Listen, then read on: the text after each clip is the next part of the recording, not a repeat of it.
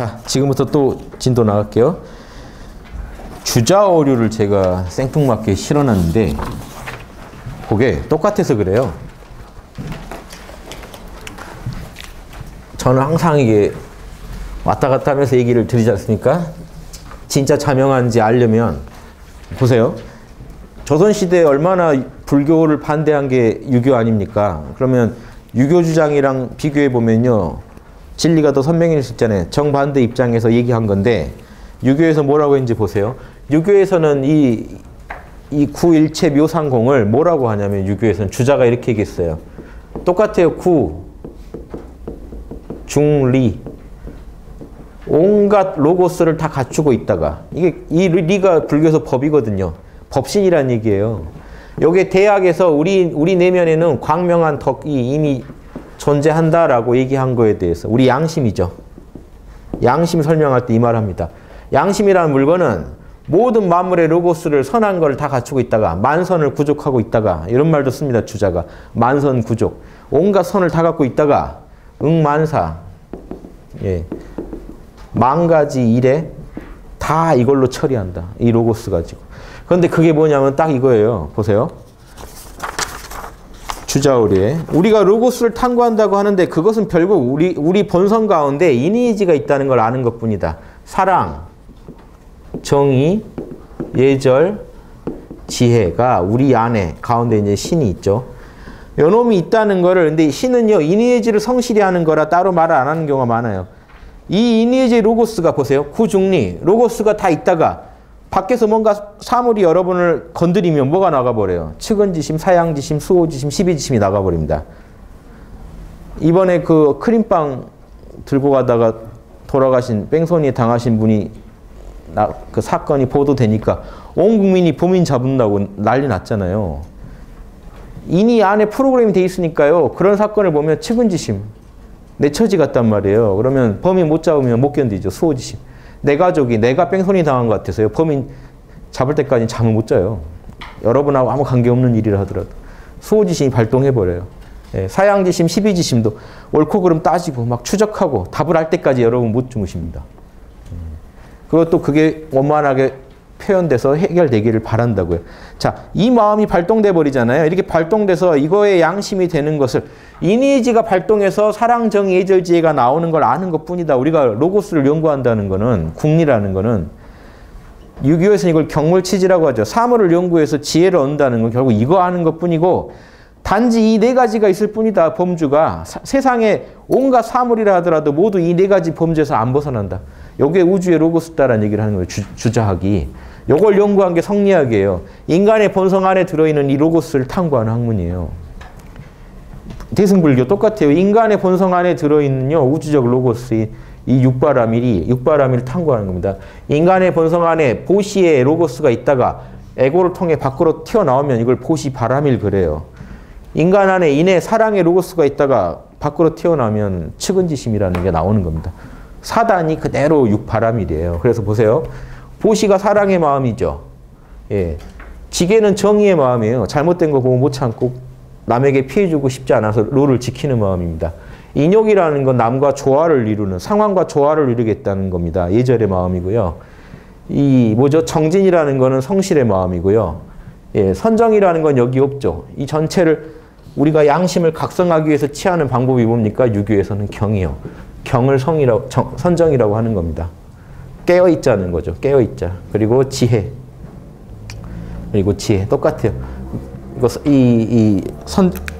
불교의 선정에 해당되는 게 이 경이고요. 깨어있는 마음이고요. 그리고 이 경은 수련법이고요. 선정은 수련법이고 수련법을 통해서 결국 깨어나 보면 참나는 원래 깨어나 있었죠. 유교에서도 똑같은 개념이 있어요. 본성은요. 원래 성실해요. 성 그 자체예요. 일순간도 말 그대로 이루고 있는 깨어있는 존재라고요. 그래서 경을 통해서 우리는 성과 만나는 것뿐입니다. 사선정을 통해서 본래 깨어있는 참나를 만나는 것뿐이듯이요. 이렇게 이해하시면 유교랑 불교랑 똑같습니다. 그래서 이 성실함의 또 다른 모습이에요. 성실함이요. 정진의 모습도 하고 있지만 한편으로는 늘 깨어있다는 모습이기도 해요. 그래서 이 깨어있는 모습을 말할 때 성이란 말도 쓰고 정진할 때도 성이라는 거, 성실하다는 뜻으로 쓰고 깨어있음을 이란 뜻에서는 진실하다는 뜻으로 성을 씁니다. 그래서 여러분 퇴계 교과서에서 예전에 배우지 않습니까? 퇴계나 율곡 얘기할 때 경을 통해 성으로 들어갔다는 게 이겁니다. 선정을 통해서 진짜 우주 그 자체, 깨어있는 우주 그 자체를 만난 거예요. 그리고 그 깨어있음이요. 유교에서 깨어있음 단순히 그냥 정신만 또랑또랑한 게 아니라 말을 그대로 이루고 있는 경지를 깨어있다 그래요. 즉 로고스 그대로 구현하는 거를 우리가 깨어있다고 합니다.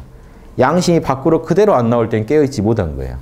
그래서 아까 제가 50% 이상을 계속 강조하는 게 깨어있음이 50% 이상이 돼야 참나도 또렷해지고 또 보세요. 참나도 더 또렷해지고 참나랑 에고 중에 뭐 50% 이상 어디에 여러분이 마음 줬냐에 따라서 참나가 또렷해지냐 에고가 또렷해지냐가 있고 또 하나 작용할 때는요. 욕심과 양심 중에 어떤 게 50% 이상 관심을 받냐에 따라서 양심이 실행되기도 하고 욕심이 실행되기도 합니다. 이 두 개가 좀 달라요. 아무 일 없을 때는 뭐가 중요하냐면 아무 짓도 지금 뭐죠? 여러분한테 뭔가 접촉이 없어요. 그럼 혼자 계실 때 뭐가 중요합니까? 이니지를 쓰는 것보다 지금 참나에 집중하고 있냐, 에고에 집중하고 있냐, 잡념에 집중하고 있냐, 참나에 집중하고 있냐가 중요해서 참나에 집중이 50% 이상이 되면 선정 상태가 이루어져서 편안하게 계실 수가 있고 뭔 일이 생겨서 이제 욕망이 일어나고 생각이 일어났어요. 그때는요.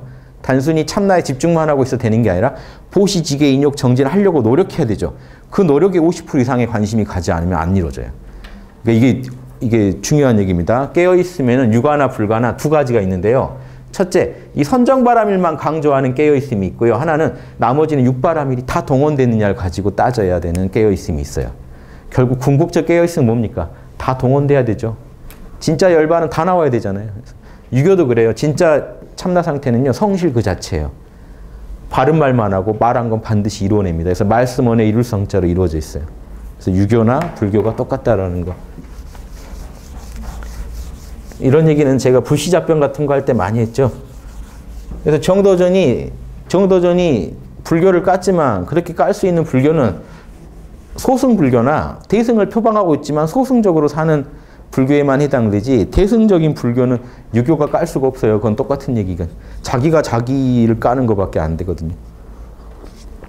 여기까지 하고 바로 이제 칠지경 바로 이제 본문 들어갈게요. 자, 화엄경 같은 게요. 이게 진짜 요즘 채널링 책 유행하죠. 근데 제가 늘 말씀드리지만 요즘 채널링 책은 유치해서 못 봅니다. 화엄경 같은 걸 보셔야지 이게 진정한 채널링 책이죠. 요거 누가 저자도 없습니다. 지금 십지경은요, 누구 얘기냐면요, 해탈월 보살과 금강장 보살이 서로 얘기 나누는 거예요. 둘 다 뭐 역사적 인물도 아니고요.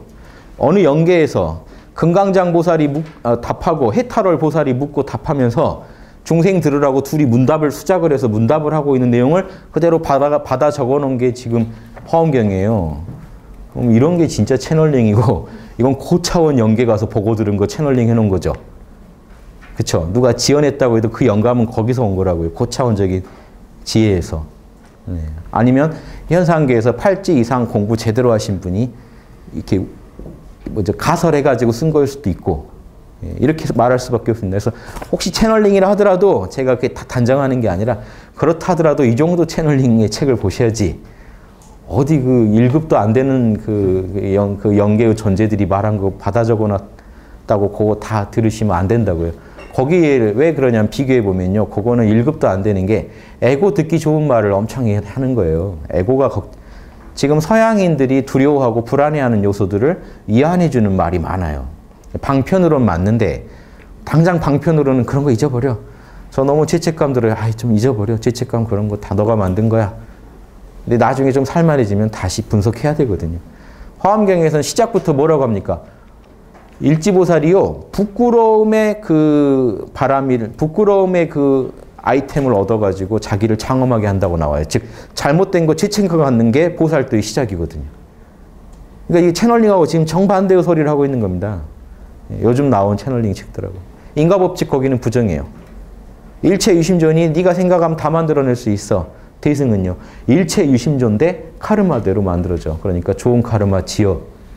일체 유심존이니까요. 여러분 지금 보세요. 아공복공을 깨달으신 일주보살 이상이라면 지금 이 상황을 볼 때 이 현실을 지금 보고 있는 중에도요. 꿈처럼 보실 수 있어야 돼요. 막 이상하게 보인다는 게 아니고요. 깨어서 보시니까 어떻게 보이겠어요? 깨어서 보면 바로 어떤 자명한 개념이 와닿습니까? 지금 이건 내가 보고 나는 내 마음을 보고 있다는 거예요. 내 마음을 만지고 내 마음을 맛보고 있는 거예요. 내 마음을 맛보고 내 마음을 만지고 내 마음 보고 듣고 냄새 맡고 다 내 마음 안에 들어와 있는 오감 안에 들어와 있는 정보들을 내가 내 마음 속에서 나타내 가지고 그걸 또 음미하고 있는 거예요. 요걸 알아요. 객관적인 사실은 분명히 있는데 아무튼 내가 보고 느끼는 이 모든 건 내 마음이라는 걸 알아요. 그러니까 내가 마음 먹기에 따라서 이 상황도 적극적으로 개선할 수 있다는 공식도 나와요. 그런데 그게 내 마음대로 된다는 건 아니에요. 대승에서는 카르마대로 되지. 그럼 내가 내 마음에 이게 내 마음이라고 해서요. 마음대로 배치를 바꿀 수 있는 게 아니라고요. 지금. 이분을 이쪽에다 옮기고 이분을 이쪽에다 해야 되잖아요. 다 내 마음이라면. 안 돼요. 가서 막 조르고 해야 겨우 된다고요. 그러니까 현상계에서 내가 노력을 안 하면요. 안 돼요. 이 카르마 공식을 강조하지 않는 이 수행법이란 건 사이비 영성이거든요. 그런데 그런 채널링 있는 책들은 흔하게 인과 법칙을 무시해버립니다. 또 불교에서 일체 유심은 가져와요. 다 너 마음이니까 바꿀 수 있다는 거예요. 마음대로. 그게 안 된다고요. 예. 이것까지 아셔야 여러분이 영성을 제대로 일주보살 들어가신. 일주보살부터는 부지런히 카르마를 지어서 지구상에 어마어마한 카르마를 지어가지고 지구가 망하지 않게 지구라는 별이 사라져도 인류는 안 망하게 하겠다는 큰 이념으로 지구에다가 작업을 해놓으셔야 그 카르마가 남아서 인류를 영원히 구제하지 카르마를 안 지어놓으면요. 아무도 거기 여러분이 왔다 간지도 모릅니다. 왔다 갈 때 오히려 안 좋은 카르마만 잔뜩 지어놓고 가시면 여러분으로 인해서 수행을 할 게 못 된다라는 결론에 도달해서 주변에서 수행 안 할 수도 있어요. 수행하더니 주변 사람들만 힘들게만 하다 갔다. 그럼 그 자손들이 할까요? 안 하겠죠. 이게요, 내가 혼자 와서 조용히 있다 갈 수 있을 것 같지만 그런 게 안 돼요. 무조건 우린 영향을 주게 돼 있어요, 남한테. 긍정적이거나 부정적이거나 둘 중에 하나입니다. 그래서 크게 나누면. 그러니까 보살들은 무조건 긍정적인 업을 어마어마하게 짓겠다는 걸 원을 세운 사람들이에요. 그걸 원이라고 합니다. 욕망이 소인들이 욕심으로 욕망 세우는 거 이상으로 양심으로 원을 세워요. 그런 사람이 없어서 지구가 지금 힘든 겁니다. 소인들은 잠 안 자고 노력해서 욕망을 충족시키려고 노력하는데 조금 이렇게 군자연하는 사람들은 조금 해보다가 힘드니까 금방 에이, 나나 혼자 명상하고 살자 하고 들어가 버린다고요. 그러니까 세상이 밝아지질 않죠. 소인들이 노력하는 것만큼 군자 보살들이 노력해서 반대의 카르마를 지어줘야 중화가 되는데 최소 중화가 되는데 중화가 안 되는 거예요. 이쪽은 잠 안 자고 돈 벌겠다고 노력하고 이쪽은요. 자꾸 명상이나 하면서 도피해버리니까 세상은 누구 게 되겠습니까? 이쪽 게 되죠. 안 그래도 욕망이 훨씬 자극적이고 따르기 쉬운데 보살 군자들이 노력까지 안 해주니까 이거는 게임을 해보나 마나 판이 계속 되는 겁니다. 그럼 이걸 틀려면 어떻게 해야 되냐? 군자 보살들이요. 잠 안 자고 노력해야 돼요. 양심 구현을 진짜 뭐 100억, 1000억 버는 거 이상의 그 마음을 가지고 소인들이 그거 바라는 거 이상의 마음을 가지고 난 반드시 이 업 지어야 된다고 잠 안 자고 노력해야 됩니다. 몰입하고 영감을 가지고 신바람 내서 그걸 만들면 그게 이제 지구를 살리고 인류를 살리는데 그거를 할 생각을 잘 안 하신다. 지금 난 백수니까 못한다. 그런 게 없어요. 4대 성인들 다 백수 때 했다고요. 그 많은 시간에 오히려 더 그 힘을 가지고 할 수도 있거든요. 그러니까 사회에서 내가 바라는 사람이 아니란 이유만으로 포기하시기에는 이 시간과 지금 이런 공부의 이 재료들이 너무 아깝다는 거죠. 이 재료 가지고 공부 잘하면 어마어마한 역량의 보살이 되실 수도 있고 지구를 살릴 사람이 될 수도 있는데 사회에서 단순히 날 인정 안 해준다는 이유만으로 중생들이 날 좀 인정 안 해준다고 포기하실 거냐 이거죠. 그래서 물론 그게 힘들 거란 걸 알지만 보살도를 선언하시고 이 방향으로 노력해 줬으면 좋겠다 하는 마음 때문에 말씀드린 겁니다. 이런 보살들이 좀 많이 나오셨으면 좋겠다 하는 겁니다. 자, 그래서 그 제대로 된 경을 보시면요. 영감이 쏟아질 겁니다. 두 번째, 이 보살은 이와 같이 생각합니다.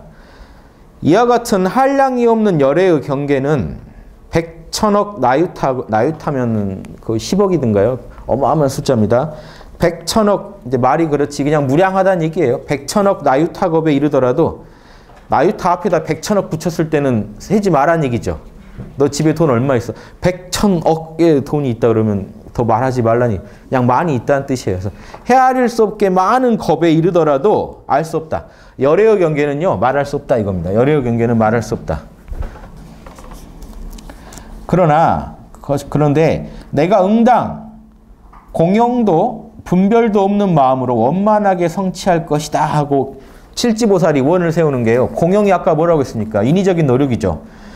예, 노력도 필요 없고 분별도 필요 없는 마음으로 원만하게 성취할 것이라는 것은 참나예요. 참나만이 애를 쓰고 분별하고 하는 건 다 에고의 작용이라는 거 아셔야 돼요.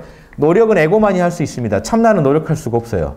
원래 퍼펙트하고 성실한 자리이기 때문에 즉 이 얘기는요. 내가 에고를 초월해서 참나 그 자체가 육바라밀을 온전히 드러내는 그런 팔지의 경지, 팔지 이상의 경지까지 가겠다고 원을 세우는 겁니다. 이 칠지보살이. 그래서 불지어 이 보살은 깊은 지혜를 가지고 이와 같이 관찰하며 언제나 방편과 지혜를 부지런히 닦고 익혀서 보살의 길에서 뛰어난 수행을 일으키며 안주하여 움직이지 않는다. 자, 방편과 지혜가 방편은 6바라밀, 7바라밀로 하면 방편바라밀까지 포함하더라도 반야바라밀 빼고 전부입니다. 그리고 지혜바라밀은 반야바라밀이고요. 6바라밀을 총체적으로 닦아서요. 깨어서 보시하고, 자 우리말로 요즘 제가 쓰는 말로 할게요. 깨어서 나누고 절제하고 수용하고 성실히 노력하고 통찰하고 몰입하고 한 이 모든 거를요. 원만하게 부지런히 닦아가지고 보살의 길에서 뛰어난 수행을 일으키며 다른 보살들보다 훨씬 탁월해진다는 거죠. 칠지가. 거기에 안주하여 움직이지 않는다는 건 늘 그렇게 산다는 거예요. 이제 습관화가 돼서 습관이 몸에 이렇게 익혀져 아주 그냥 박혀가지고요. 이제 더 이상 멈출 수가 없는 거죠. 한 찰나도 쉬거나 보살도를 버리지 않으며 가고 머물고 앉고 누울 때 행주자화할 때 꿈을 꿀 때까지도 잠시도 일체의 업장, 번뇌장과 소지장을 말합니다. 일체의 업장과 상응하지 않으며 번뇌장은 아집이고요. 소지장은 무지예요. 우리가 우주 전체의 진리에 대해서 로고스에 대해서 잘 모르는 게 소지장이고 내 욕심 부리는 게 번뇌장입니다. 이 두 가지를 내려놓고 상응하지 않으며 이러한 생각을 언제나 버리지 않는다. 예, 이런 한 찰나도 쉬지 않고 보살도 버리지 않고 행주자화라고 합니다. 그리고 꿈속에서마저도 절대 육바라밀을 버리지 않는 경지에 들어간다 하는 겁니다.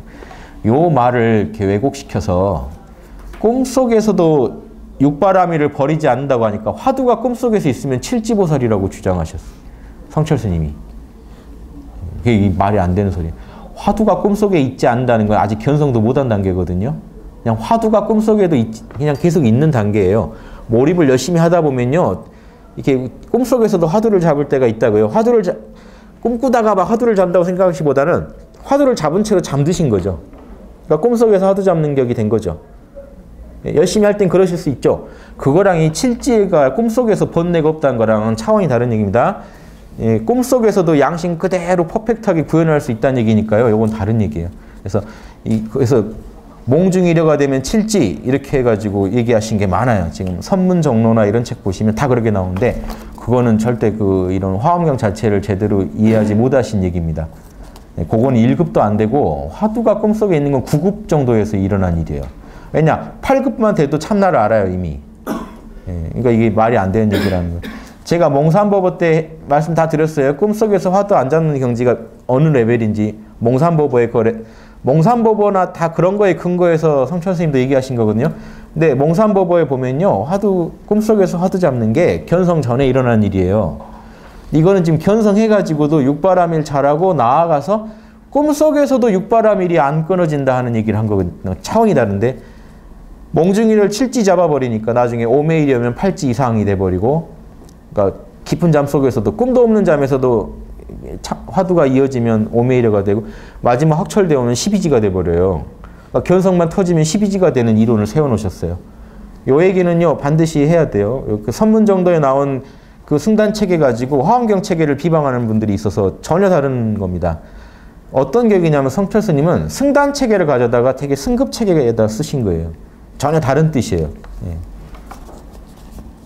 이렇게 이해하시고 그러니까 거기는 한 번 더 제가 얘기를 하면 자 화두를 잡는데 지금 마침 이 구절을 인용해서 얘기하시기 때문에 이 구절 나왔기 때문에 말씀드린 겁니다.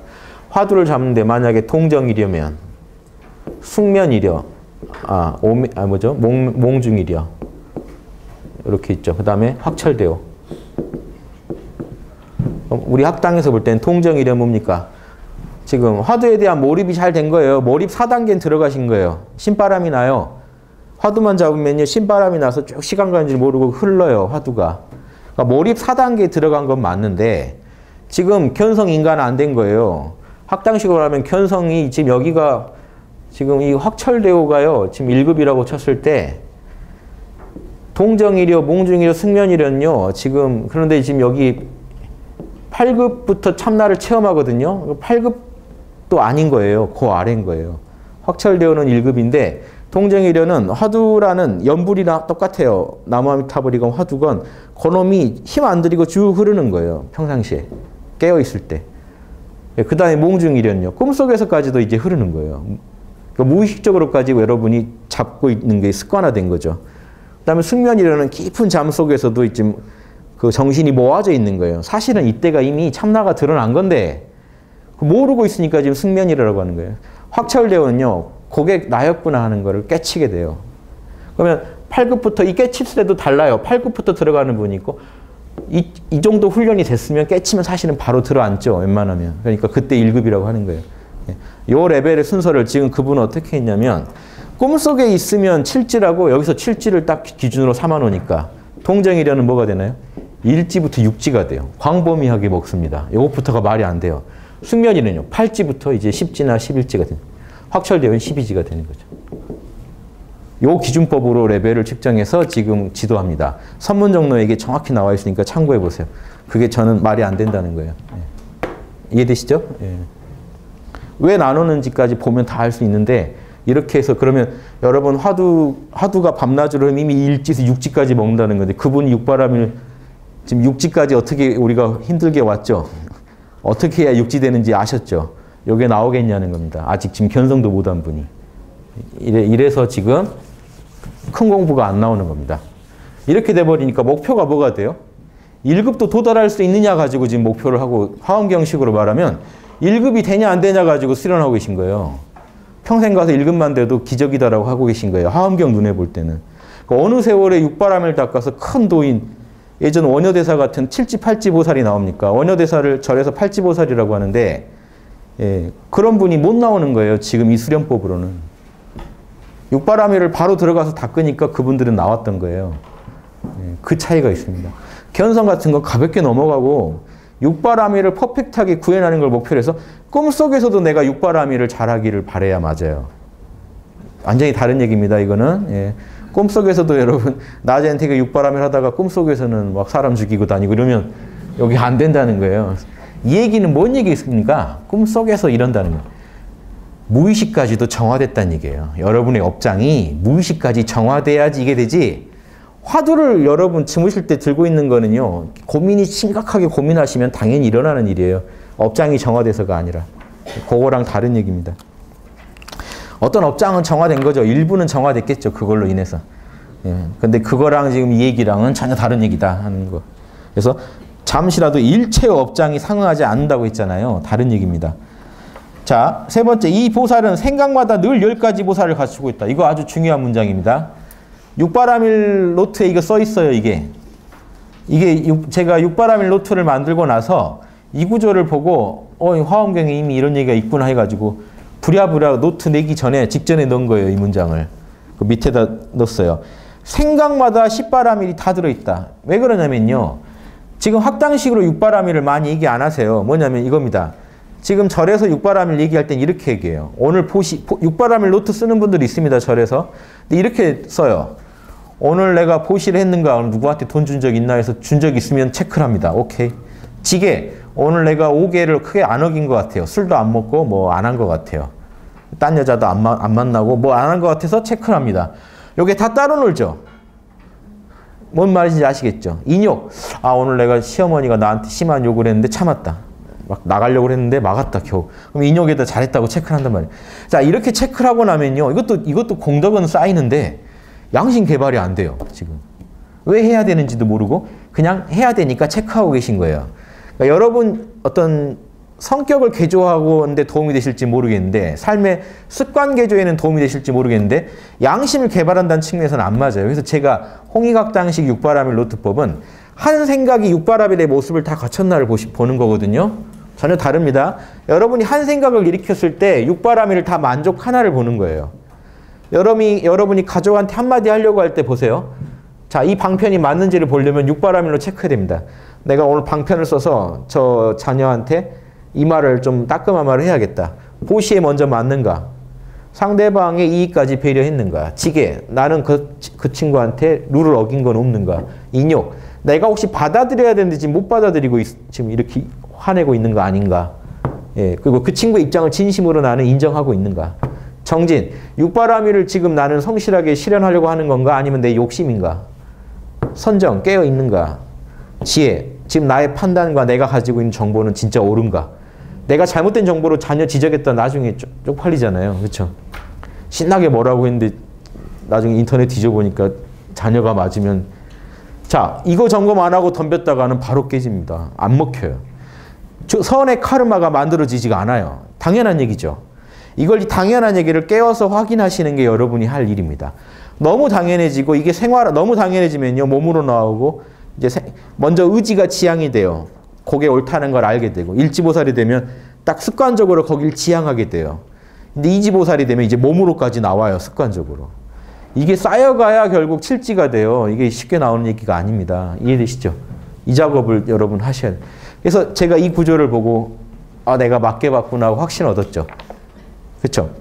칠지보살은 한 생각할 때 이미 그 안에 십바라밀이 다 들어있다. 어떻게 들어있다는 얘기가 없으면 이 말이 있죠. 그래서 이게 제가 육바라밀 노트에 그래서 이걸 써놓은 겁니다. 맞았구나, 내가 맞게 봤구나 하는 확신이 들어서 왜 그러한가? 자, 이유를 얘기해 주시는데 여기 이제 화엄경식 이유를 설명해 줍니다. 생각마다 큰 자비를 으뜸으로 삼고 부처님의 법을 수행하여 부처님의 지혜를 향하기 때문이다. 칠지보살은 큰 자비가 아주 중심에 있고 늘 부처님 법을 닦아서 부처님의 지혜를 열애의 지혜까지 얻으려고 이러면 이게 십지보살이에요. 십지보살로 나아가려고 끝없이 노력하는데 이걸로는 이게 답이 아직 안 되죠. 그래서 십바라밀 안에는 부처님의 자비와 지혜가 모두 갖춰져 있기 때문에 이겁니다. 돌려서 말하면 십바라밀을 잘하려고 노력하고 있기 때문에 이제 칠지보살 안에서는 십바라밀이 돌아간다는 얘기인데 자 하나씩 풀어서 얘기를 해줘요. 부처님의 지혜를 구하기 위해서는 갖추고 있는 선한 근기를 중생에게 잘 베풀어야 하니까 보시바라밀 이걸 인도말 그대로 이렇게 음역하면 단나바라밀이라고 합니다. 이라고 보며 자 보리해양과 중생해양 깨달음을 지금 이 말에는 이 말이 들어있어요. 부처님처럼 되고 싶어서 자기가 그동안 닦은 선한 근기는 영성지능입니다. 여러분이 닦은 여러분의 근기란 얘기잖아요. 여러분이 몇 레벨의 영성지능을 갖고 있는가가 여러분의 선한 근기예요. 보시는 얼마나 잘할 수 있는가? 그렇죠. 그 바탕이요. 여러분의 바탕. 영성의 어떤 바탕을 어디다 베풀어요? 중생한테 베풀어요. 그걸 가지고 활용해서 중생을 이롭게 한단 말이에요. 칠지보살은 이걸 늘 하니까 이게 보시바라밀이다 이겁니다. 더 깨달으려고 부처처럼 되고 싶어서 즉 깨달음에 대해서 이게 깨달음을 얻기 위해서 자기의 선한 근기를 중생한테 베푸는 거니까 결국 여기 안에 세 가지 회양이 다 들어있죠. 예, 결국 부처가 되고 싶어서 그런 거고 또 중생을 이롭게 하는 거고 실질적으로는 또 그러다 보면 당연히 내 거다 하고 우기겠습니까? 다 불성한테 회양을 하겠죠. 그래서 깨달음에 대한 회양을 보리회양이라고 하니까 보리회양과 중생회양이 일단 적나라하게 드러나 있죠. 자, 이게 유교로 치면 지학이에요. 지학. 학문의 뜻이 섰다. 학문의 뜻이 섰다 하는 단계가 지금 요게 보시바라밀이거든요. 나의 모든 내가 쌓은 공덕을 깨달음을 위해 모두 내놓겠다는 마음. 그게 깨달음에 대한 확고한 입지죠. 예, 요게 말이 통해서 제가 써봤습니다. 그래서 이 유학에서도 나는 내 양심을 개발하기 위해서 뜻을 세웠다라는 얘기는요. 모든 것을 이 양심 개발을 위해 다 바치겠다는 거잖아요. 그게 보시바라밀이라는 겁니다. 그 다음에요. 능히 일체의 모든 번뇌의 열기를 없애는 것은 지게바라밀. 자, 칠지보살은요. 이 지게바라밀을 닦는데 그 지게바라밀의 핵심이 뭐라는 겁니까? 번뇌를 늘 없애는 거예요. 번뇌의 열기를 늘 없애는 게 지게바라밀이다. 즉 육바라밀을 구체적으로 구현해가지고 번뇌가 이 자리 잡지 못하게 막는 거죠. 이게 이제 지학의 심화죠. 유학으로 말하면 일지나 이지가 다 지학에 해당되잖아요. 15세에 지우학 이래버렸으니까 일지, 이지가 다 들어가는 거고. 자, 3단계는 이제 유학으로 치면 30인데 학문이 섰다 하는 단계죠. 립의 단계죠. 이립 그러죠. 어떻게 섰는지 보시죠. 예. 자비를 으뜸으로 삼고 중생을 해롭게 하지 않는 걸 인욕바라밀이라고 한다. 그래서 이 중생을 해롭게 하지 않는다는 거는요, 진리를 따르는 거예요. 육바라밀의 명령에 순응하여 그걸 수용해서 중생을 해치지 않는 경지까지 가서 인욕, 참는 단계, 수용하는 단계를 얻은 것이다. 이게 이제 학문이 심화됐다는 얘기고요. 이 뛰어난 선한 진리를 구함에 만족감이 없는 것, 정진바라밀, 늘 만족이 없어요. 더 나아지려고 노력하는 거, 한 걸음 더 나아가는 거. 요거는 이제 유학의 단계로 치면 불혹. 불혹이 왜 그러냐면요, 보시면요, 양심을 밝히려는 뜻이 서고 그게 심화되고 그러다 보니까요, 어떻게 하는지 알겠어요. 그래서 이제 진리를 수용하게 돼요. 그 진리를 진짜 이제 몸으로 구현하는 삶이 이때부터 시작됩니다. 그러다 보면 세상 이치에 의혹이 없어져요. 그럼 여기서 멈춰야 되잖아요. 더 나가야지 자유가 와요. 여기서는 아쉬워요, 지금. 여기까지는요, 공자님은 뭐라고 했냐면 하학이라고 그랬어요. 아직은 하학의 단계다. 왜 그러냐면요, 노력해야만 겨우 나와요. 자유가 없어요. 그래서 이 50이 가면 지천명이라고요. 1000명이 그냥 아는 단계가 와요. 이때부터 진정한 자유가 시작됩니다. 그래도 육지에 그 1000명을 이제 진정하게 귀로 듣고 따르는 단계, 7지 가야 내 마음이 이제 내가 내 마음의 주인공이 되는. 근데 불교식으로 말하면 8지는 가야 이 종심이 심화돼요. 7지도 아직 미세한 노력은 필요한 종심이었던 거죠. 유학과 불학을 같이 보면요. 그래서 4지가요, 되게 잘한 것 같은데도요, 아직 지금 한 단계 못 나가고 있는 단계라서 정진이 필요합니다. 그래서 마지막에 이제 지천명을 얻으면, 1000명을 얻었다는 얘기는요, 가만히 있어도 지금 뭔 얘기입니까? 멸진정을 조금 맛봤기 때문에 가만히 있어도 육바라밀이 자동으로 나오는 걸 알게 됐다는 얘기죠. 그 전에 노력해서 내가 만들어가던 육바라밀이 끌려가기만 해도 되더라는 체험이 시작돼요. 진짜 끌려가는 건 8지부터지만 끌려가기만 해도 되더라는 걸 알게 되고, 끌려가는 시간이 늘어나고, 늘 끌려다니긴 하는데 아직 끌려다니기 위해서라도 노력이 필요하고, 이제 안 끌려다니고 싶은데도 끌려다니게 되는 경지까지 가는 겁니다. 그래서 이 5번째는 어떤 바람이 얻게 되냐면, 오지가 얻는 바람일은 이게 선정바람입니다. 일체의 지혜의 길이 늘 눈앞에 나타나서 어지럽지 않은 거. 선정인데 왜 지혜를 얘기하고 있죠? 즉 오지의 지혜는요, 선정만 들어도 길이 훤히 보여버린다고요. 요게 지천명이라는 겁니다. 유학에. 말이 맞죠? 이게 두 개를 같이 비교하면요, 실상이 더 또렷해져서 제가 이렇게 설명드린 거예요. 억지로 합치려는 게 아니라 각각의 단계를 유학은 이렇게 설명했고 불교는 이렇게 설명했으니까 양측에서 말하는 걸 합치면요, 선명해져요. 6번째는요, 능히 마음법이 생겨나지도 사라지지도 않음을 인가하는 거. 이게 무생법인이거든요. 자, 이런 거를요, 이제 무생법인이라는 게요, 마음법은요, 본래 생겨난 적이 없다는 겁니다. 근데 이 무생법인의 인간은 팔지에서 이루어져요. 팔지에 자유가 왔을 때 아는데, 육지는 그럼 이걸 어떻게 인가하느냐? 여기 뭐죠? 기억하십니까? 이 법인을, 오지는 신인, 확신만 하고요, 아직. 맛은 봤으니까 있다는 건 확실히 알아요. 뭘 아냐면요, 참나가 알아서 육바라밀을 구현한다는 걸 알아요. 맛은 봤어요. 이순, 육지는요, 순인, 순종한 인가. 그게 있다는 걸 알고 존중하고 열심히 따르는 인가. 그 인가를 말합니다. 법인은요, 7지, 8지에서 얻어지는데, 이 7지는요, 무생법인을 다 얻었다고는 안 하고요. 나중에 나오겠지만, 무생법인의 광명함을 얻었다고는 합니다. 무생법인을 알긴 알아요. 근데 노력이 아직 필요하니까 광명만 안다고 하고요. 무생법인을 온전히 얻었다는 8지예요. 즉 8지부터는요, 막 살아도 육바라밀에서 어길 수 없는 경지까지 가요. 원래 이 공자님이 말한 70에 얻었다는 종심이 사실 8지까지 포괄하고 있죠. 내 마음이 가는 대로 해도 법도를 어기지 않는다가 종심소욕 분류구였잖아요. 예. 자, 6번째는 마음법이 생겨나지도 사라지도 않음. 결국은요, 우주의 로고스, 육바라밀의 법은요, 영원히 내 참나 안에 항상 있다는 걸 알게 돼요. 그게 이제 실천력이 높아질수록 인가가 더 명확해지는 겁니다. 내가 못하면서 인가한다는 건 말이 안 되잖아요. 보세요.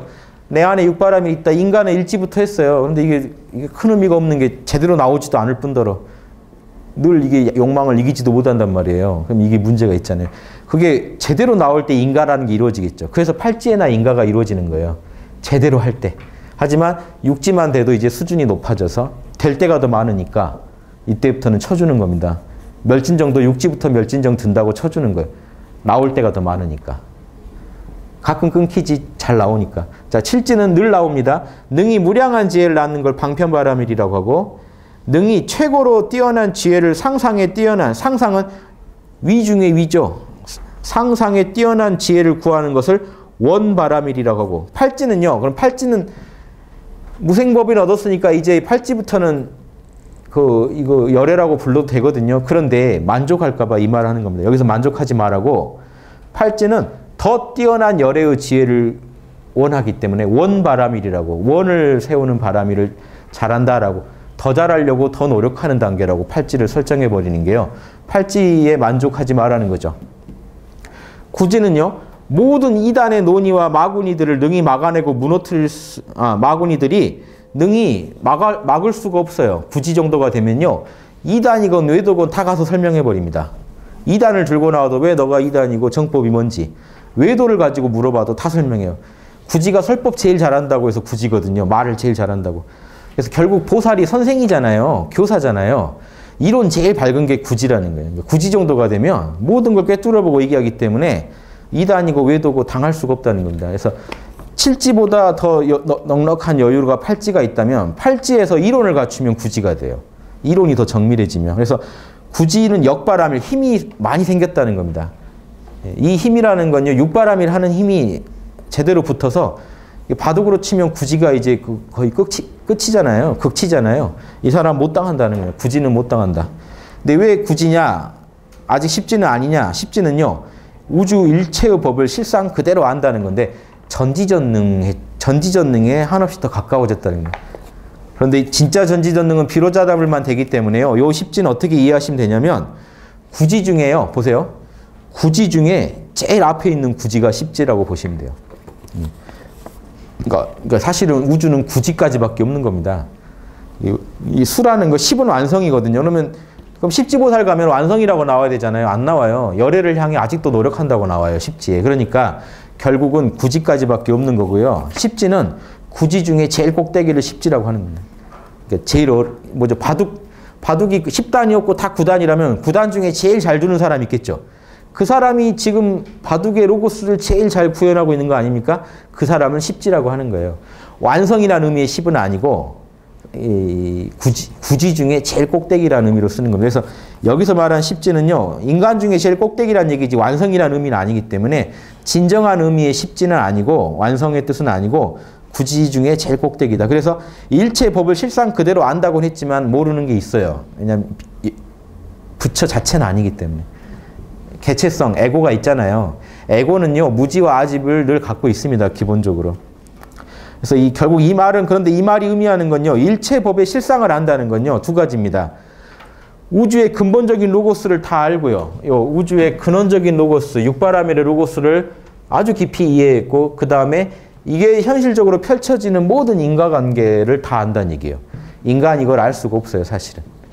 뭔 얘기냐면요, 여러분 옆에 있는 돌멩이가 어디서 어떻게 해서 여기 왔는지도 알아야 되고, 그러니까 우주는 알고 있는 거, 그걸 여러분도 다 알아야 됩니다. 비로자나불이 알고 있는 거를 다 알 때 전지전능이라고 하기 때문에 십지는 그럴 수는 없어요. 왜냐하면 십지조에 가면 그렇게 써 있어요. 아직 열애지에 비하면 아직 부족하다고 나와요. 그러니까 여기서 근데 이 말이 왜 십지 가면 말이 세지냐면요, 사실은 그 사람이 제일 우주에서 제일 열애기 때문에 이렇게 말할 수밖에 없어요. 열애의 경지라는 식으로 표현하고 있는 겁니다. 진짜 열애는 인간이 아니기 때문에요.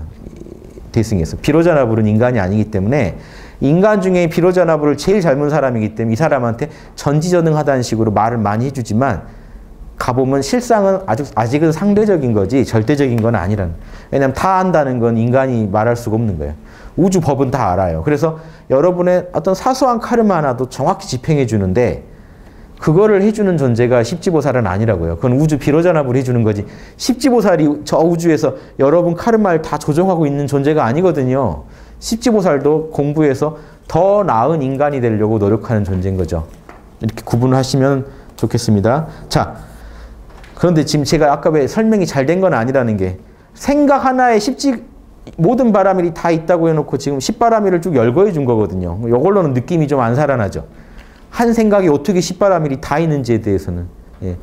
여러분이 다시 종합해서 이해하셔야 되니까 제가 그걸 이해하실 때는 아까 학당식으로 한 생각 안에 보세요. 한 생각 안에 이런 보시의 측면, 지계의 측면, 번뇌를 없애는 측면, 중생에게 베푸는 측면, 또 진리를 수용하는 측면, 또 뭐죠? 만족감이 없고 또 나아가는 측면, 일체의 진리가 눈앞에 선명하게 나타나면서 고요한 그 선정의 측면, 마음법을 정확히 인가하는 지혜의 측면, 무량한 지혜를 낳는 방편의 측면, 최고의 지혜를 구하는 서원바라밀의 측면, 모든 마구니들을 막을 수 있는 설법을 잘하는 역바라밀의 측면, 모든 걸 꿰뚫어보는 지혜바라밀의 측면, 마지막 지혜는 반야랑 다릅니다.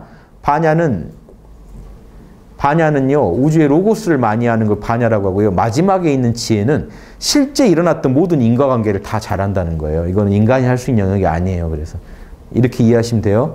이 모든 게요, 동시에 다 들어있다는 얘기를 하는 겁니다. 그래서 지금 요 설명만 가지고 어떻게 다 들어있는지 이해하시기 힘드니까 아까 제 식으로 이해하셔야 돼요. 보시지계, 인욕, 정진, 선정, 지혜만 다 들어있으면 돼요. 10바라밀, 나머지 뒤에 4바라밀은요, 6바라밀을 잘한다는 소리밖에 아니에요. 그래서. 자, 불자여. 이렇게 10가지 바라밀을 보살은 생각마다 모두 원만하게 갖추고 있다. 한 생각에 이 10바라밀이 다 들어있다. 이와 같이 사서법과 사지 모두 갖추고 있냐면요. 사서법은 뭐죠? 보시, 애어, 이행, 동사 아세요? 예전에 했던 겁니다. 사서법도 보살이 중생구제하기 위해서 쓰는 건데요. 대승보살이 보시, 베푸는 거, 애어, 말 좋게 해주는 거, 사랑의 말을 해주는 거, 이행, 실제로 이롭게 해주는 거, 홍익인간 해주는 거예요. 그 다음에 동사, 같이 고생하는 거예요. 들어가서 같이 고생하는 거. 동사섭이라고 하죠. 그래서 보시섭, 애어섭, 이행섭, 동사섭 해서 사섭법입니다. 섭은 뭔 말이냐면요. 중생을 포섭한다는 거예요. 공산당이 뭘 포섭하다 이럴 때 쓰는 포섭 있죠. 그러니까 이 보살이요. 중생을 포섭한다는 건요. 꼭 꼬셔서 우리 편 삼다는 게 아니라 포용하고 이렇게 잘 이렇게 돌봐주는 거예요. 진리로 포섭하는 거예요. 동사섭 하는 것도 사섭법 중에 하나입니다. 자, 사지, 4가지 챙김이라고 하는데 정확히 이거를 뭔 말인지는 안 나와 있는데요. 보통 대승보살한테 사서법 얘기할 때는 꼭 같이 나오는 게 사무량심입니다. 그래서 저는 무량심으로 읽으시길 바래요. 자비희사, 아까 얘기했죠. 사서법 사무량심이 대승보살의 제일 핵심이에요. 6바라밀보다 어떨 때는요.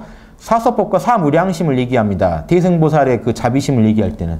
노골적이잖아요. 이거는 자비희사랑 보시, 애어, 이행 동사는 중생구제란 측면을 더욱 강조해 주기 때문에 달라이라마 이분이 강의하실 때 보면 6바라밀을 오히려 자리에 놓고 사서법, 사무량심을 이타에 놓는 경우 많아요. 대승 이론에서는. 그러니까 6바라밀마저도 아직 그거는 내 공부가 위주다 이거죠. 그거를 밖에다 잘 쓸 때 사서법, 사무량심이 나오니까 사서법, 사무량심이 오히려 대승의 제일 핵심으로 꼽히기도 합니다. 그래서 여기 꼭 사지를 사무량심이라고 보는 게 맞을 것 같아요. 그 다음에 37도품, 이건 소승도 같이 하는 거죠. 여러분 생각, 말, 행동을 모두 진리에 맞게 닦는 겁니다. 8정도를 가지고. 3해탈문은요. 육지에서 여러분 배우셨던 텅빔, 몰라 괜찮아에 해당되는 거 있죠. 텅빔은 공이고 몰라는 무상, 괜찮아는 무원. 자, 형상도 없고 바랄 것도 없는 텅 빈 그 자리를 정확히 아는 걸 3해탈문 합니다. 요건 선정바라밀과 지혜바라밀로 얻는 거겠죠. 요게 들어있고. 아무튼 이 외에도 대승보살이 갖춰야 할 모든 보리분법은요. 보리, 깨달음의 요소가 되는 법들, 깨달음을 돕는 요소가 되는 법들은 모두 다 갖추고 있다. 이 얘기는 뭡니까? 칠지보살은 움직이면 다 도에 맞다는 거예요. 양심에 맞다는 얘기라는 거고, 보리분법은 어렵게 생각하지 마시고요. 여러 경에서 각각의 보리분법들을 얘기하는데, 즉 뭐냐면 깨달음을 돕는 실천법들을 다양하게 얘기하거든요. 37도품을 얘기하기도 하고 6바라밀, 사서법, 사무량심 다 합치면 결국 6바라밀이라는 거고요. 육바라밀을 현실에서도 끝내주게 잘한다는 얘기예요. 뭔만 하면 말 한마디 안에도 육바라밀이 다 들어있고 자비이사가 다 들어있고 동사섭, 이행섭, 애어섭 다 들어있고 그 말은 뭡니까? 말 한마디 할 때도요. 그게 나누는 마음에서 나온 거고 이롭게 해주려고 나온 거고 중생과 아픔을 함께 하면서 나온 거고 중생의 슬픔을 같이 느끼면서 나온 거고 보시의 마음으로 나온 거고 육바라밀의 힘을 내가지고 나온 거고 그 안에 지혜가 있게 나온 거고 이게 다 들어있다는 거예요. 요 얘기가 좀 설명이 제가 부족하다고 아쉽다고 한 겁니다. 화엄경에 여기까지 해주면 구체적으로 어떻게 우리가 육바라밀을 닦는지까지 나왔을 텐데 요 말만 듣고 또 각자 따로 닦아야 된다고 생각하실까 봐 제가 걱정돼서 말씀드린 건데 한 덩어리로 닦으셔야 진짜라 이겁니다. 따로 닦으면서 또 한 덩어리 보세요. 각 지마다 보시를 저 열심히 하죠. 요걸 잘하죠. 이거는요.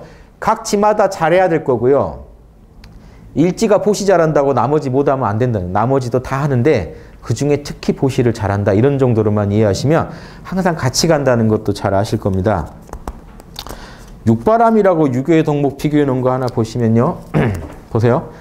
보시바라밀은요. 사랑 아까 했던 겁니다. 바라밀은 뭘까요? 예, 지게. 지게바라밀은 예, 정의. 예, 정의. 정의라는 것도요. 착할 선자에 나아자입니다. 나를 선하게 하는 게 지게예요. 남을 나랑 똑같이 보고 나눠주는 게 보시고 정의. 예. 세 번째 뭐죠? 보시게 인욕바라밀은 예. 뭔가 인가하고 받아들이는 거죠. 유학에서 조화, 그걸 조화라고 합니다. 조화를 예절이라 그래요. 예. 받아들이고 수용하고 남하고 맞추는 거 나를. 그러니까 나는 발 뻗고 싶지만 인욕하는 거예요. 지금 발 못 뻗는 거예요. 이게 관계 속에서 내 자신이 받아들일 거 빨리빨리 받아들이고 대처하는 게 예절이라는 거예요. 예절이라는 게 이런 겁니다. 이 상황을 받아들이는 거예요. 오늘 제사 지내기 귀찮지만 이렇게 가서 또 일정 형식을 갖춰주는 게 뭡니까? 사실은. 그러니까 내가 그 사람이라면 이렇게 해줘야 서로 조화가 이루어지겠다 해서 해주는 거예요. 그래서 그 방식은 구체적으로 바뀌더라도 그 마음은 하나여야 돼요. 마음은 항상. 인욕하는 거예요. 이랬을 때 상대방이나 나나 제일 좋아진다 하는 거를 늘 따라주는 게 예절이라는 겁니다. 그리고 인욕, 그 다음에 정지는 유교에서 뭐죠? 성실. 예, 믿을 신자. 늘 성실해야 남이 믿어주죠. 늘 노력하는 사람은 남이 믿어주죠. 예, 그 다음에 지천명은요. 예, 선정은요. 예, 선정은 유학에서 아까 경이라고 했죠. 경. 그 다음에 반야는 유학에서 지혜. 이렇게 이해하시면 군자나 보살이나 다 같은 거 전공하는 사람이구나 하는 거 아실 겁니다.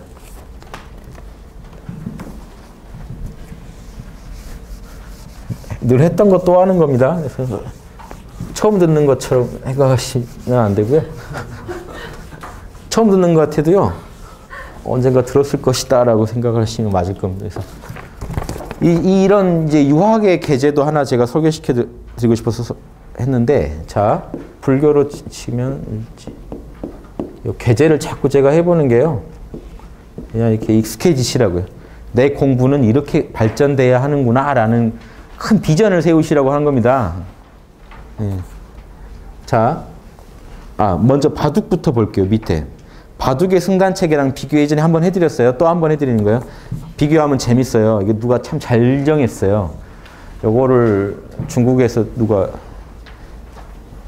정했다고 하던데, 제가 잊어버렸는데. 자, 수졸. 예, 아이고, 이걸 다 쓰긴 그런데, 아무튼. 수졸은요,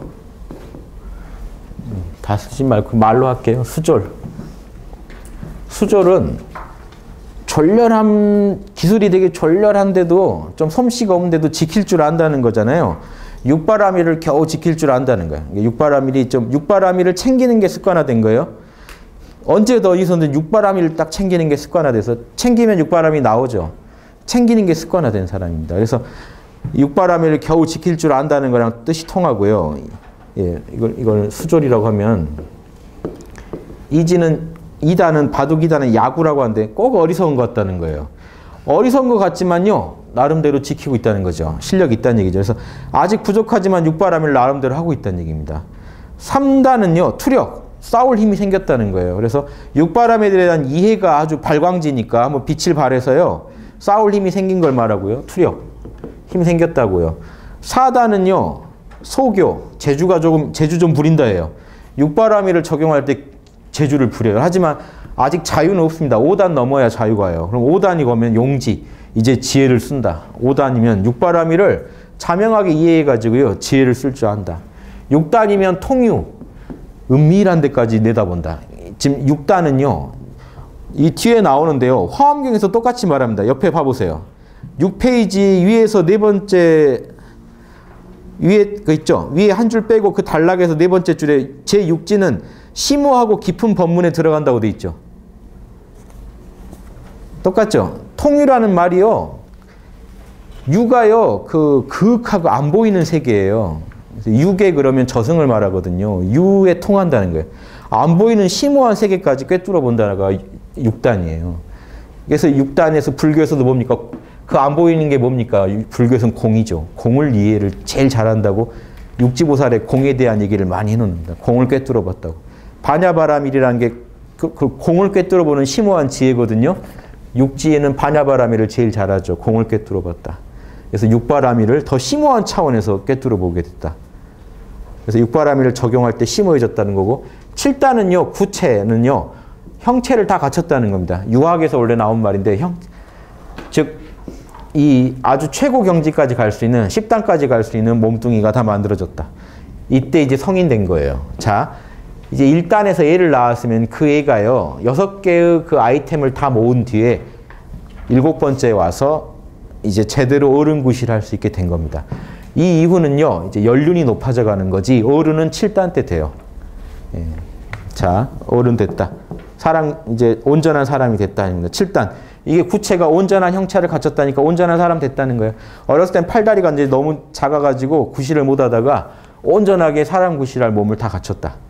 그럼 이게 그 육바라밀의 발현이 균형을 이루어 온전해졌다 이겁니다. 그럼 8단은요. 좌조. 앉아서 다 꿰뚫어 본다. 육바라밀 발현이요. 이제 자유자재 더 정밀해졌다. 정밀해졌다고요. 9단은 입신 그렇습니다. 이제 신령한 경지까지 들어갔다. 10단이 없어요. 10은 동양에서 완성이라 안 쳐요. 그래서 아까 제가 말씀드렸죠. 입신 중에 제일 꼭대기가 10단이라고 생각하시면 돼요. 자, 그런데 자 이렇게 한번 했죠. 맹자가 말한 계제론 한번 들어보실래요? 맹자도 정확히 얘기합니다. 이 1단 이전의 급의 단계를 신인이라고 그래요. 신인이 아니라 잘못 썼습니다. 선인. 자, 다 있어요. 교재에. 선인. 동양에서는 육바람이라는 양심이죠. 4단. 4단을 되게 바라고 원하는 사람이 아직 급수죠. 급수. 급의 위치. 단은 아직 아니에요. 그리고 1단을 신인이라고 그래요. 이 사람은 이제 4단과 양심을 갖췄다. 믿을만하다. 4단. 그 사람이 4단을 확실히 알고 있다라고 믿을만하다. 늘 챙긴다는 거 믿을만하다. 자, 동양은 13579로 얘기합니다. 3. 싸울만하다를 뭐라고 얘기하냐면요. 아름답다. 그 사람이 참 아름다운 경지다. 양심이 밖으로 꽃 피우니까 아름답다. 그 다음 5단은요. 아름다울 뿐만 아니라 그게 아주 충만하기 때문에 대인. 아름다우면서, 충만하니까 아름다운 거고요. 충만하면서 밖으로까지 그 광명함이, 양심의 광명함이 비친다. 대인. 근데 보세요. 이 대인은요. 광명함이 비치긴 하는데 아직 남을 바꿔놓지 못해요. 이거는 수기치인이면 자기를 잘 닦은 사람입니다. 남을 잘 닦는 사람은 언제죠? 불교에서 방편은 언제 부리죠? 7단에서. 7단이 성인이에요. 7단부터 성인입니다. 그 다음 7단 이후 13579니까 지금 9단 이상은 뭐로 부릅니까? 맹자는 신인. 입신의 경지가 이래서 나오는 신령한 존재가 된다. 맹자가요. 성인 뒤에 신인까지 다 얘기해놨다는 것도 맹자도 다 알고 있는 거예요. 7단 이후의 길이 또 있다는 거. 이해되시죠? 그래서 맹자가요. 정확히. 자, 보세요. 맹자식 설명입니다. 4단 양심을 바라기에 선인이고 그 선을 자신에게 갖췄기에 믿을 만한 사람 신인이고 그 선을 갖춤이 양심이 충실하기에 아름답다고 하고 충실한데 그 광명함이 이제 나를 벗어나서 밖으로까지 비치려고 하니까 대인이라고 하고 그러니까 실제로 재밌는 건 이 대인만 돼도 자유롭겠죠.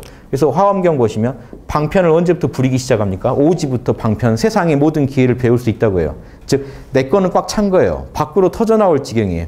그러니까 남한테 영향을 이미 줄 수 있습니다. 대인부터는. 그런데 남을 제대로 바꿔놓지 못해요. 즉, 방편이 조금 떨어져요. 남을 제대로 바꿔놓게 되면 뭐라고 돼 있어요? 맹자가 대인이면서 남을 변화시키면 성인이다.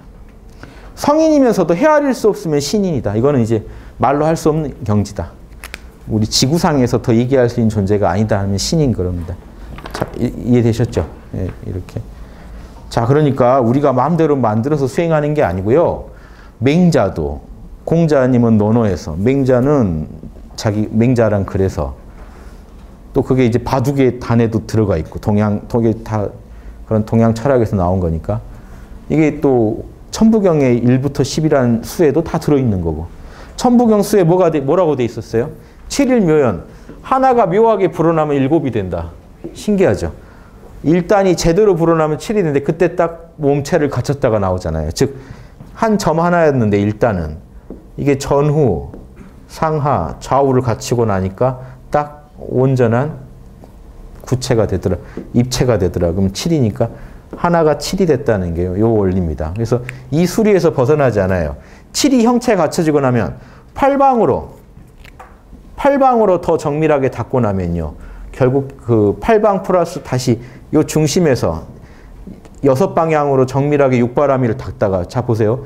육바라밀 이런 거 하나도 몰라도 수리만 가지고 볼게요. 여러분이 참나를 찾았어도 6방향으로 다듬어야 입체물이 되고, 자, 6방향의 육면체라는 건 꼭지점이 몇 개가 있죠? 요게 육면체입니다. 정육면체입니다. 꼭지점이 몇 개가 있죠? 8개요. 8방으로 닦아야 돼요. 8방을 잘 닦는 가운데 점까지 하면 다시 뭐가 되죠? 9요. 그래서 우주는 9면 끝입니다. 8방이 정밀하면 그건 이제 도인 된 거예요. 근데 10을 얘기하는 거는 이제 9에서도 끝없이 발전하기 때문에. 자, 이해되십니까? 진정한 10은 끝이에요. 천부경에서 10은 그 다시 무국으로 돌아가는 거예요. 이게 완성이니까 없어요. 그래서 천부경 끝이 일종무종일, 하나가 끝나고 무도 끝나기를, 결국 하나로 끝난다는 건요. 영원히 굴러간다는 얘기입니다. 무로 돌아가지 않는다는 거예요. 이 한 점이 찍힌 순간부터 그 하나가 어디서 끝나느냐? 그럼 그 이 한 점 찍히기 전에 그 텅 빈 무는 어디서 끝나느냐? 온전한 하나가 되는 과정에서 끝없이 온전한 하나가 되기 위해서 굴러갈 뿐이지 끝남이 없다는 얘기를 하려고 일종무종일 그런 겁니다. 그래서 어려운 얘기까지 했는데, 아무튼 자, 여러분이 영혼이 하나 생겼죠? 우린 소승하고 달라요. 우리 천부경 사상, 홍익인간 사상이랑 대승불교의 이익 중생 사상, 중생을 이롭게 하자는 사상은요, 영원히 중생을 이롭게 하면서 온전한 하나로 나를 더 갖고 가자는 거예요. 중생 구제하니까 보살은 중생만 구제하자고 자기를 안 챙기네요. 그게 아니에요. 여러분 양심이 하는 명령이에요. 모두를 구제하라. 내 양심을 온전히 개발한다는 얘기예요. 그러니까 한편으로는 자리, 나한테 이롭고 한편으로는 중생한테 이로우니까 여러분 양심만 온전히 키워가시면 그 안에 다 들어있는 거예요. 모든 중생을 다 구하겠다는 것도 거기 들어있고, 여러분이 억지로 주장하는 게 아니에요. 그 중생 안에 나도 들어있기 때문에 나를 먼저 밝혀야 된다는 사상도 거기 들어있고. 그러니까 자리 이탈하고 말할 수밖에 없는 거죠. 나를 이롭게 해서 남도 이롭게 하겠다. 그래서 중생구제라고 할 때도 그 안에 다 들어있는 겁니다. 그래서 결국은 여러분 양심 하나만 밝히겠다는 거라, 여러분 양심이 이 현상계에서 작동을 시작한 이상, 언제 시작된지 모르지만 시작한 이상 여러분은요, 무로 돌아갈 수가 없다는 겁니다. 천부경 철학은. 무도 어디서 끝나냐? 무종일, 마지막 문장이. 무도 하나에서 끝나기 때문에 한 번 생긴 영혼은 더 완성되려고 노력할 뿐이지 다시 무로 돌아갈 수는 없다는 거예요. 이게 대승철학이에요. 보살도가 이거예요. 돌아갈 수 있다고 믿으면 열반, 홍익인간 안 하겠죠. 열반을 추구하겠죠. 무로 돌아가고 끝나야 되니까. 마지막에 종무하고 끝나야 되는데 일종, 무종, 일 하는 거는 하나도, 그 생겨난 하나란 씨알도, 그 하나를 낳은 그 텅 빈도 결국 어디로 돌아가느냐? 완벽한, 천지인을 두루 갖춘 완벽한 원만한 인격을 만들어가는 것을 향해 간다는 거예요. 이게 이제 이것만 아셔도 돼요. 요게 요 축이 천축입니다. 하늘. 좌우가 이걸 좌우라고 할까요? 네. 요걸 좌우라고 하면 좌우가 지축이고 전후가 인축이에요. 그래서 요 세 축으로 만물을 우리가 볼 때 3차원에서 볼 때 세 축이 있어야 되죠. X축, Y축, Z축 하면 그 축을 가지고 이 우주를 만든 겁니다. 그래서 텅 빈 하나도 없던 찰나가 현상계를 만들면 세 축이 생겨요. 그래서 그 안에서 X 보세요.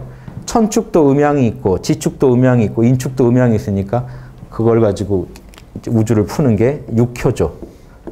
천축, 인축, 지축, 육효로 우주를 설명하고 요놈은 아까 말씀드렸지만 8개의 꼭지점을 갖기 때문에 그 8개가 8개가 돼요. 그래서 육효와 8개, 천지인. 천지인도 크게 나누면 하늘과 땅이 음양이니까 플러스 마이너스.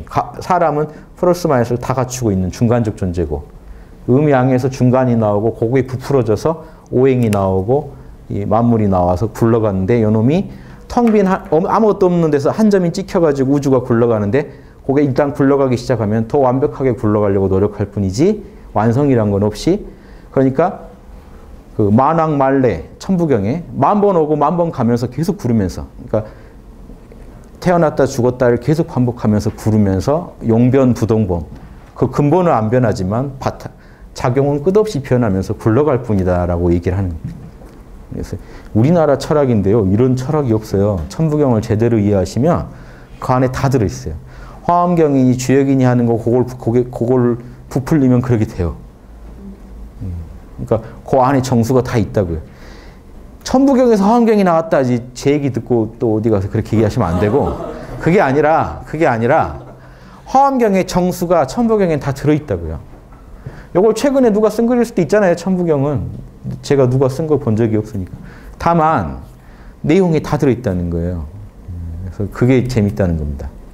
최근에 누가 썼더라도 그분은 그러면 노벨상 이상 줘야 돼요. 영적인 진리에 대해서 그렇게까지 연구하고 쓰셨으면 이해되시죠? 그래서 천부경의 그 짧은 글 안에 우주의 진리가 다 들어있고 어느 경에 적용해도 다 맞게 돼 있기 때문에 제가 우리 민족이 전 세계 종교를 통합할 수 있는 힘을 우리 민족이 가지고 있다고 제가 생각한 이유가 천부경 같은 거 있는 거 보면 제가 확신합니다. 모든 종교를 꿰뚫을 수 있는 수리적인 철학이 있어요. 여기에 갖다 붙이면 이집트니 뭐니 다 갖다 풀려요. 다 맞출 수 있어요. 힌두교 신화든 뭐든. 기본 공식을 아는 사람은요. 응용은 무한하거든요.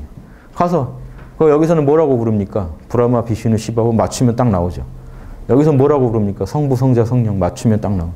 이쪽은요. 법신, 보신, 화신 하면 딱 나오고. 살짝씩만 조정하면 돼요. 원리가 똑같으니까. 근데 이거 다른 줄 알고 있으면 이제 싸우는 거죠. 근데 다른 게 아니라 우주 공식에 언어도 없고요. 거기는 수의 세계예요. 원리의 세계고 수의 세계고 그 세계의 공식을 알고 나면은 이 현상계의 이제 모든 문제들도 요 근원적 차원에서 근본 원리 차원에서 푸는데 여기서 육바라밀도 나오는 거예요. 이 보세요. 참나가 뭐죠? 보시, 지계, 인욕, 정진, 선정, 지혜를 딱 닦으면 이게 만들어지는 거 아닙니까? 입체물이. 그러니까 이 견성만에서는 안 된다는 게 수리적으로 나오는 거예요. 견성만에서는 씨알만 잡고 있는 거예요. 참나를 본 거는. 이거를 6으로 근육을 뚫어줘야지 놈이 살아 돌아다니죠. 살아 돌아다니지 못하면 수행이 돼요. 이 얘기가 그대로 장자에 있습니다. 그 얘기는 장자에는 뭐라고 나오냐면요. 혼돈을 6근육을 뚫었더니 이놈이 죽어버렸다고. 그 얘기는 뭐냐면요. 혼돈에서 이제 현상계로 나온 걸 말하는 거예요. 현상계가 굴러가기 시작했다는 거예요. 전후좌우 이게 6근육 가운데 근육 하면 이제 7규가 되죠. 그러면 이 현상계 작동을 시작해 버리죠. 그러니까 결국 이제 전후좌우 상하는 6구멍이고 가운데 구멍까지 해서 7구멍을 뚫으면요. 이게 현상계가 시작되는 거예요. 이제 아무것도 없던 데서 현상계가 시작된다. 그렇게 얘기할 수도 있습니다. 성경에서는 천지가 일주일 만에 창조되죠. 처음에 하늘적인 게 창조돼요. 이틀째까지는. 그 다음 이틀째는요. 땅적인 게 창조돼요. 그 다음에 생명체들이 창조돼요. 그 다음에 하느님이 가운데서 쉬어요. 그리고 7일 되고 나서 이제 우주가 돌아갔다고. 이 원리를 아는 분들이 그거를 우화식으로 다양하게 표현하기 때문에 표현에 휘둘리지 마시고 그냥 공식을 바로 들어가서 알면 돼요. 그러면 그게 여러분 참나 안에 다 새겨져 있기 때문에 여러분이 깨어서만 매일매일 살아가시면요. 저런 공식도 하나씩 와닿게 되고 물론 경전으로 자극을 주면 더 빨리 와닿으실 거고. 가만히 계시면 여러분이 중력에 대해 관심 없으시겠죠. 뉴턴이 누가 뭐라고 해야 여러분이 이제 그러면 뭐라고 해서 자극을 주면 들여다보면 만인력 법칙이니 뭐니 다 인가하시게 돼요, 여러분이. 경전이 필요한 거예요. 남들이 연구한 자료를 자꾸 봐야 여러분이 자극이 돼서 더 성숙하게 돼요. 그 자극에 반응하다 보니까 도전이 오면 응전하다 보니까 여러분 실력이 늘어서 육바라밀이 나중에 원만해집니다. 그래서 이런 원리 때문에 그렇다. 그러니까 옛날 어른들도 다 이걸 아니까 이 원리를 써놓고 제가 어디서도 그 얘기했죠. 이 7단계의 영적 진화를 동양 철학에 정확히 써놓은 게 장자요. 장자 4편, 7편을 그 썼는데 1편 제목이 뭡니까? 참나 처음 알고 이렇게 초월한 단계, 소요유편. 참나에서 소요할 아무것도 없는 참나 세계에 소요하자. 두 번째, 현상계에서 인격을 닦아야 되잖아요. 그래서 참나 차원에서 현상계를 돌아보는 그 관점. 재물론.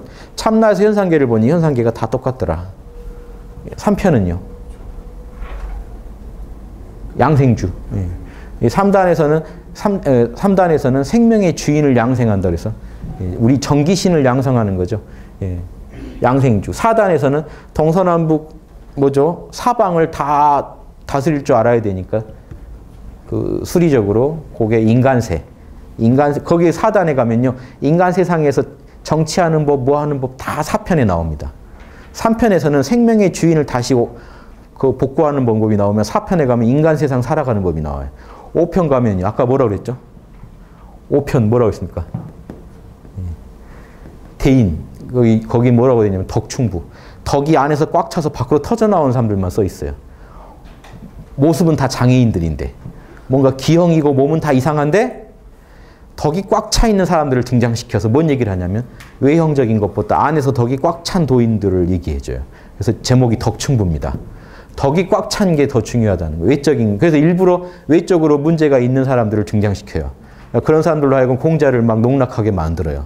다 이게 우화라. 말하고 싶은 게 속에 덕이 꽉 찬 게 중요하다는 얘기를 합니다.